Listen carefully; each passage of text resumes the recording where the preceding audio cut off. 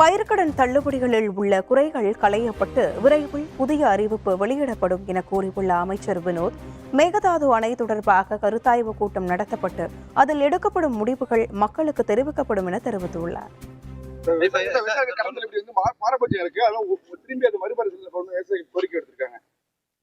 கண்டிப்பா அதனை பரிசீலனை நாங்கள் பண்ணிட்டு தான் இருக்கோம். அதுக்கான ஆலோசனை கூட்டம் நடந்துட்டு தான் இருக்கு. விரைவில் அதன் சம்பந்தமான விஷயங்களை தளபதி அவர்கள் அறிவிப்பாங்க. அதுக்கு நாங்கள் அது தடுக்கப்படும் இங்கே ஆர்ப்பாட்டம் பண்ணிருக்கோம். ஆர்ப்பாட்டம் பண்ணிருக்காங்க. முதலமைச்சர் என்ன சொல்லியிருக்காங்க? நான் இப்பதான் வந்திருக்கேன். அதை பத்தின விஷயம் பிஆர் சார் அவங்கள்ட்டையும் இப்ப பேசி நான் இன்னைக்கு ஆலோசனை நடத்த போறேன். நடத்தினதுக்கு அப்புறம் உங்கள்கிட்ட தெளிவா நான் பதில் சொல்றேன். எந்தெந்த ஏரியால எந்தெந்த ஸ்டேட்ல என்னென்ன பற்றாக்குறைகளுக்கு எங்கெங்க அதிக விளைச்சல் ஏற்படுது.